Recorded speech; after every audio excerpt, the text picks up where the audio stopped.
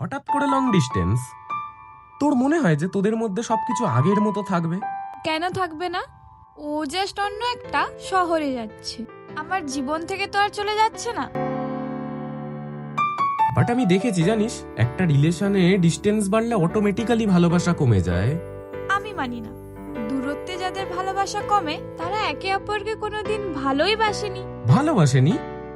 না, দেখ, একটা রিলেশনের দূরত্ব হলো অনেকটা ফাইনাল এক্সামের মতো, সব থেকে টাফ, কিন্তু একবার সার্ভাইভ করে নিলে ভালো রেজাল্টের মজাটাই আলাদা। সো তোর মতে একটা রিলেশনে ডিস্টেন্স ইম্পর্টেন্ট?